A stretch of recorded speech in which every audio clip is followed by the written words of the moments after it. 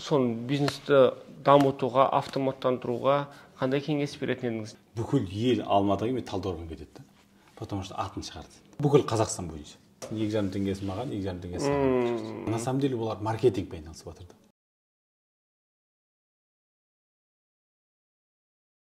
Ассалаумағалейкум құрметті достар, көрермендер, бүгінгі эфирімізге қош келдіңіздер. Бүгінгі эфирде мынандай керемет сұрақ туындапты.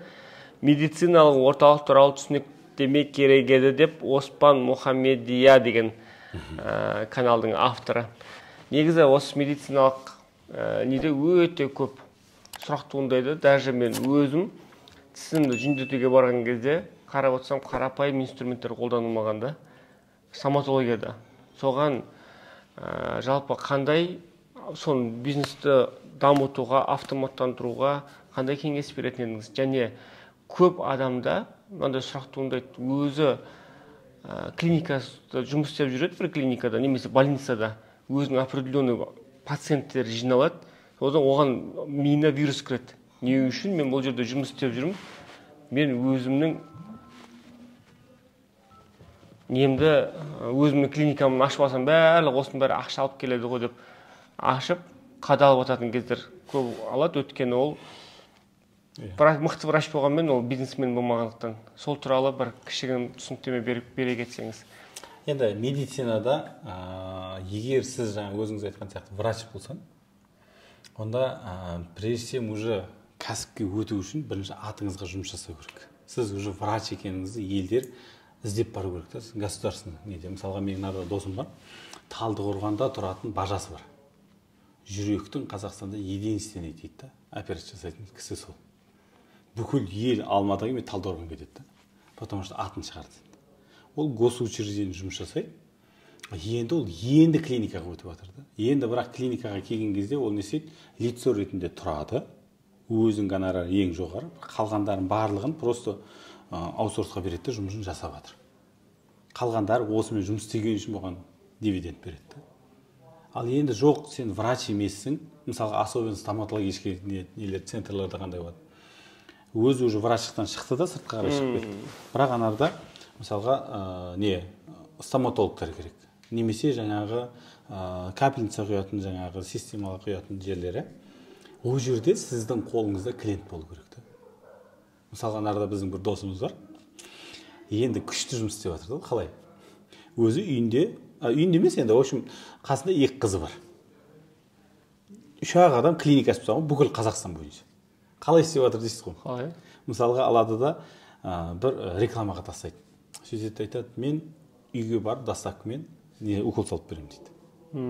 Укол салып беремін дейді. Сосын тұрады да, яқтан клиент звондайды ғой. Енді екінші қыз тұрады да, біреу клиентті қабылдайды, екінші қыз тұрады да, сол қаладағы бүкіл медсестралардың нөмірін алып алғанда.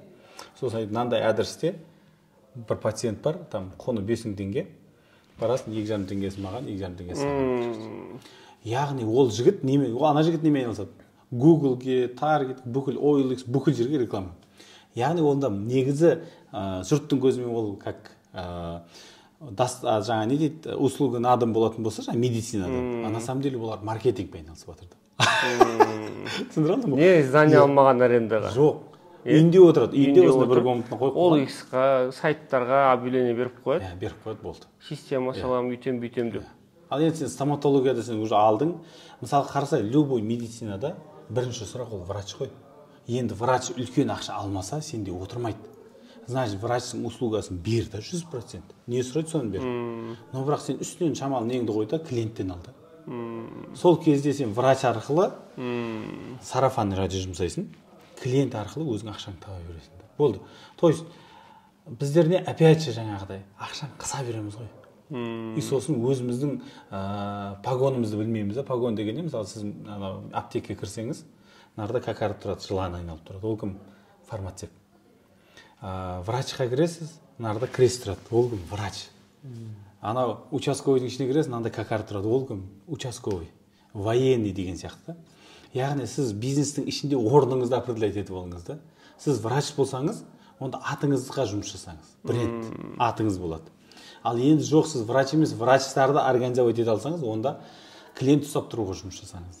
уже компания уже бренд болу керек та. Мысалға мен өзім бұрын автомат коробкада бренд болдым ғой, мен врачпын ғой, тоже майсаң врачпын. Мен түсіндім, что ол жерден ұзаққа шығамай, не істедім? Мына жаққа келген кезде компанияның атын бренд қылдым да. Қандай мастер келмесе де компанияға келетін қылып жасадым. Сол сияқты мысалға, либо сіз клиент жаққа шығып кетіңіз, либо врач жаққа шығып кетіңіз. Екеуінде де ақша бар. Но бірақ екеуін бірдей ұстап тұра алмайсыз. Адам бір нәрсемен тымадегі фокус. Өте қатты.